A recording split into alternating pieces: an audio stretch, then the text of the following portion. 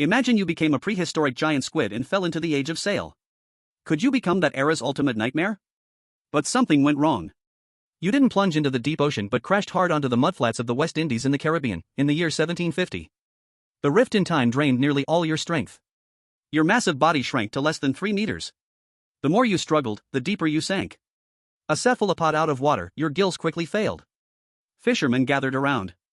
In their eyes, you were just a stinking pile of giant seafood. A pitchfork stabbed through your mantle, and deep blue blood spilled everywhere. Your once proud camouflage was a joke on land.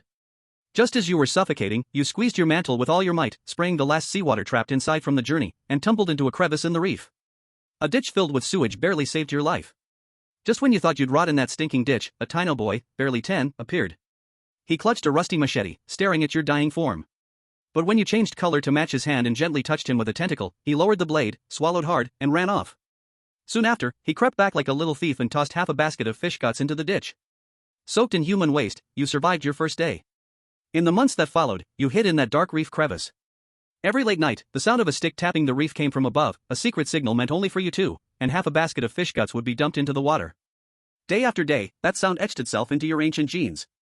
He was the ignored outcast of the village, and you became his only friend. But that ditch couldn't hide your growing body forever. The time anomaly, though it stranded you in this era, also shattered the genetic shackles on your size. One night during a spring tide, you followed the ditch back to the deep sea. On the ocean floor's fissures, hot, nutrient-rich water gushed out, nourishing dense schools of deep-sea fish and shrimp, blind crabs, and small cephalopods. You devoured and grew like a storm. In just a few years, your length soared to 12 meters. In these waters, you gradually reclaimed your dominance as an ancient predator. A 5-meter great white shark tried to ambush you. You instantly camouflaged and slipped into a current, 2 tentacles lashed out like whips, snapping its spine clean. A giant king crab brandishing its claws, its iron-hard shell and all, you crushed like a leaf, crunching it to bits. Those sea monsters that once terrified humans were now just snacks you could crush at will. You thought you were invincible until you descended into the 2,000-meter aphotic zone. The deep sea taught you a brutal lesson. In the dark, a series of eerie clicks echoed. That was the sonar of a sperm whale.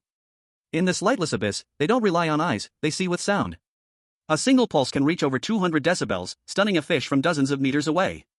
Several behemoths tens of meters long followed the scent of your blood and charged straight at you. Your tentacles shot up, coiling around its blowhole, strangling it tight. The lord of the 2,000-meter abyss, you snapped its neck.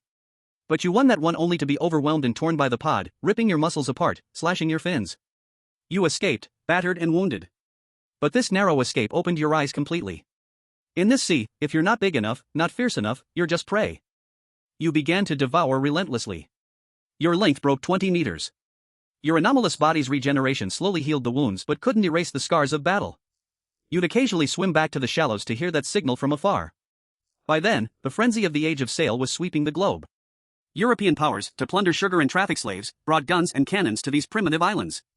One dusk in 1760, what you awaited wasn't the familiar signal but a colonial fleet and cannons slaughtering the village. The village turned to ash. Through the murky water, you saw the boy chained, dragged like cattle onto the flagship. Ancient violence overwhelmed reason, bursting forth. 5 tentacles wrapped around the lead gunboat. With a roll, you dragged the wooden beast to the seabed. For this coast, you blocked the fatal blow. But gratitude never came. Your monstrous body and the colonists' corpses drove the terrified villagers over the edge. A fire-hardened steel fork, with the villagers' desperate screams, pierced through your left eye. Agony exploded. At the same moment, the flagship's heavy cannons fired, red-hot iron balls tore chunks of flesh from your body. Agony racked your frame. You sank slowly. Through the water stained with your deep blue blood, your gaze locked onto the cross-shaped sails dancing in the wind.